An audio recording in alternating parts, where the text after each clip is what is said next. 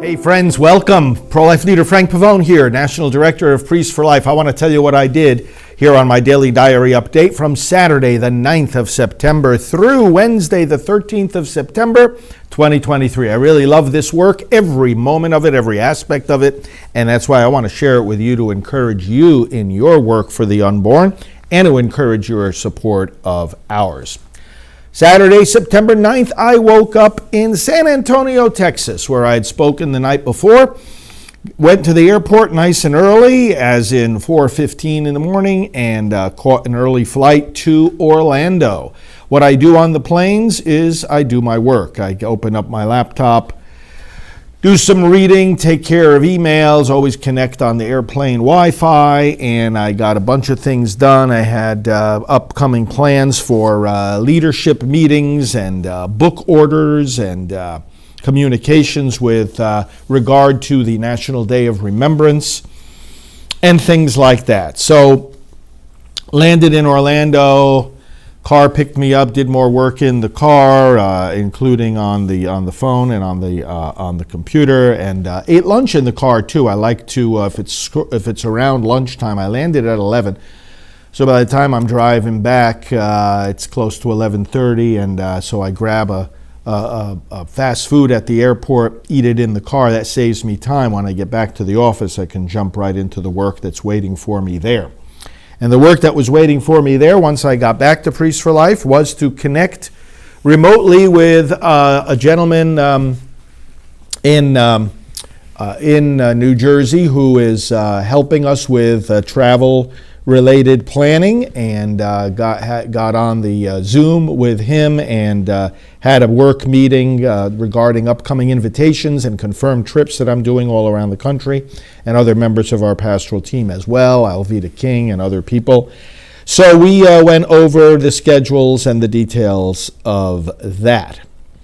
And then I had to do a lot of planning in the afternoon for some administrative meetings that are coming up, catching up on paperwork, reports from staff, some tapings in the studio, some signing of letters, preparation of presentations and broadcasts for the coming week. So all of that took up the bulk of the rest of the day, the afternoon, as well as into the evening.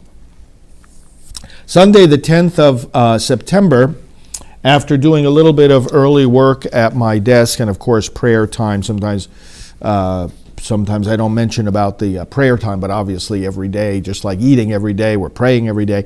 But then I had to return some emails in regard to some priests asking for some input, advice, and encouragement, and also upcoming trips, plans, and flights.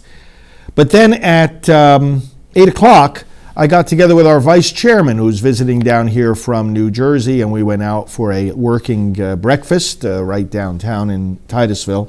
Lots of things to talk about in terms of we review the administrative needs of the organization, projects that are in play, new projects that might be adopted, new initiatives we can take with media and in other ways. So we had planned for a good substantial meeting all morning long. So what we did was we had a working breakfast meeting, came back and continued to meet here in the office, then took a break at 10 when I came on with you live for the daily scripture reflection and time of prayer on Sunday morning. As soon as that was over, I got back together again with our vice chairman, and we continued to meet until 1 o'clock in the afternoon. At that point, he left. I went over for lunch at one of our downtown restaurants here, came back, and then I had to do a lot of taping here in the studio for programming that would occur during the week, during days that I would be traveling.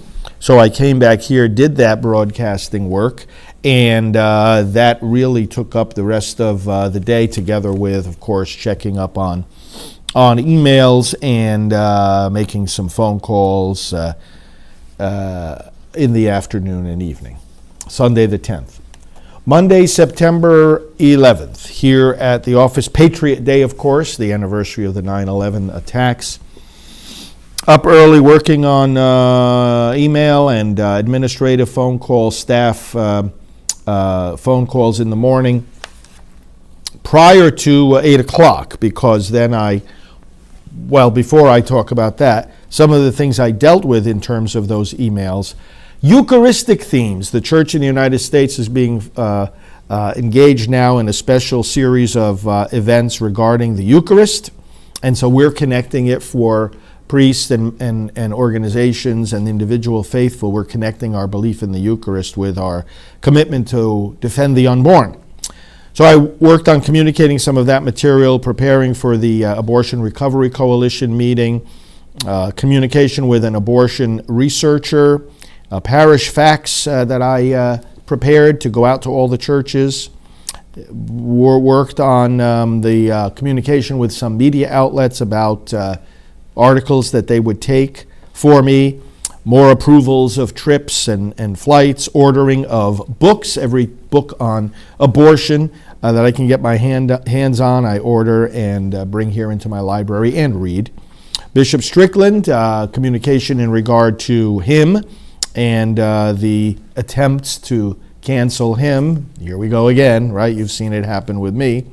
National Catholic Register, we're putting an ad in there. Thank you, Register. We'll be doing that a lot.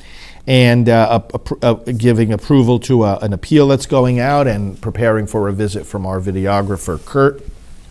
8:30 in the morning, I met up with our vice chairman again. We had a breakfast meeting on Merritt Island, and then we were joined by our executive director, Janet, who lives on Merritt Island.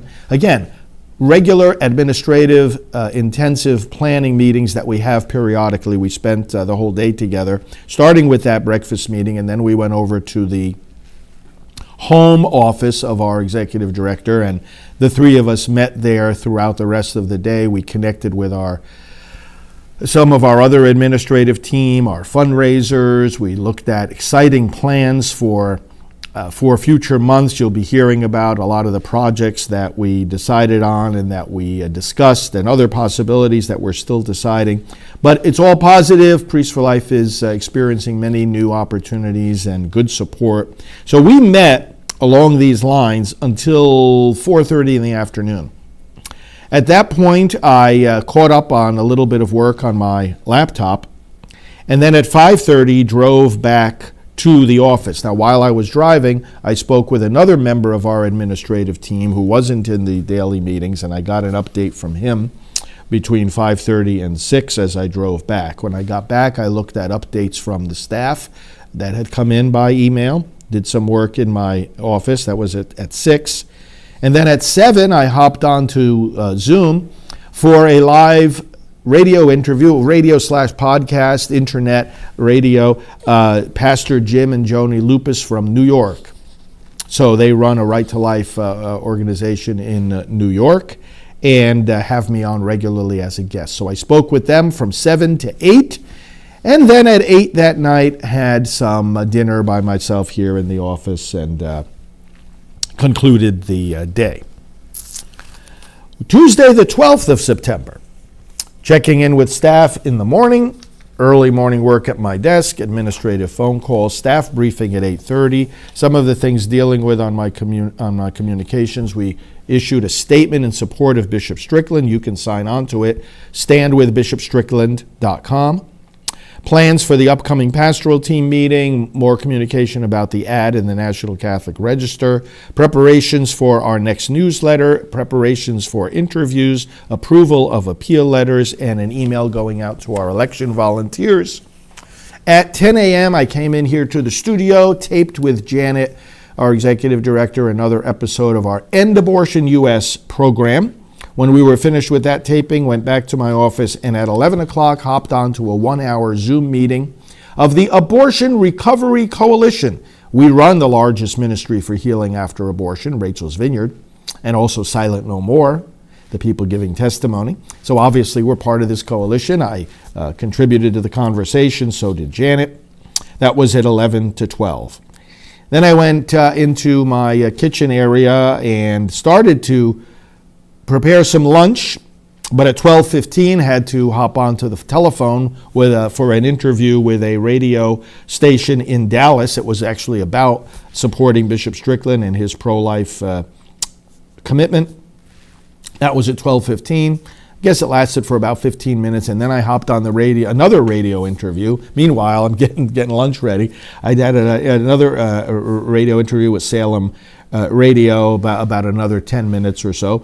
Then I finished lunch quickly, because then at 1 o'clock I had a taping here in the studio, and was privileged to interview one of President Trump's pollsters, Jim McLaughlin, who had just released new polling showing President Trump way ahead in not only in the primary elections, but in the general election for 2024. So I did that taping. Then at 2 o'clock, another taping with Janet of another End Abortion U.S. program. We're traveling so much, we do some of these programs in advance. And at 2:30, had a meeting with her in her office with our one of our technology associates. We had to look at some new ways to utilize our iPhones. Then I came back into the studio, and we had to tape more introductions and conclusions to some of the interview programs that we had done already. Then at 4 o'clock, I had a 1-hour phone call with a wonderful researcher on abortion, and we talked for a while. She's going to include some of my information in one of her upcoming books. As soon as that phone call was finished, I got on the phone with Danielle D'Souza Gill, the daughter of Dinesh D'Souza, and talked with her, got an update from her about various things. And then at 5:15, spoke with Mark from our administrative team, and we had to do an end-of-day update and various plans and conversations, and then had dinner myself to conclude the day, and some quiet catching up of work in my office.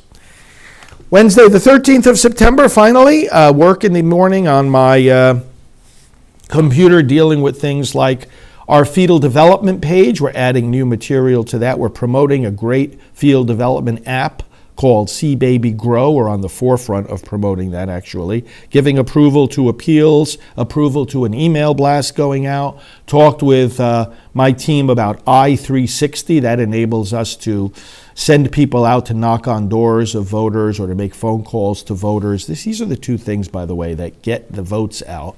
The face-to-face and voice-to-voice direct contact with the voters. That's what does it.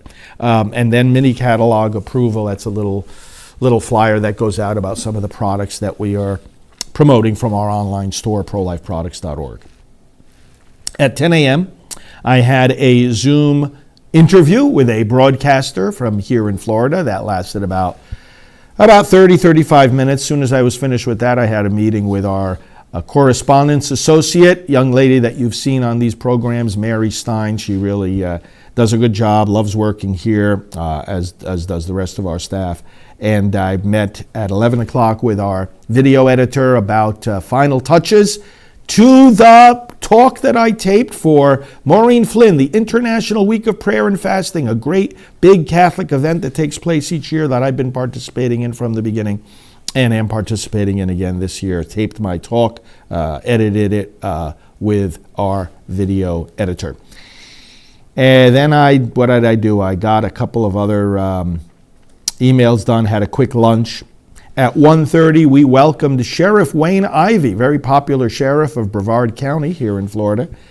And we had him come here into the studio. We taped a program with him, which you'll see if you watch our evening programs. And then we had him address our staff for a little while, a little Q&A session, really encouraging. Once he left, then I met with our vice chairman and a consultant that we used for making sure that all the systems in our building are in tip-top shape, our air conditioning, for example, and our roof and electrical system. Every once in a while, this gentleman comes by. So we had some meetings with him. I met with our vice chairman to follow up on some of the planning meetings we had earlier in the week. All of that lasted until about 3:30, at which time I came back into the studio and I had to tape more material for our programs for the times that I would be traveling.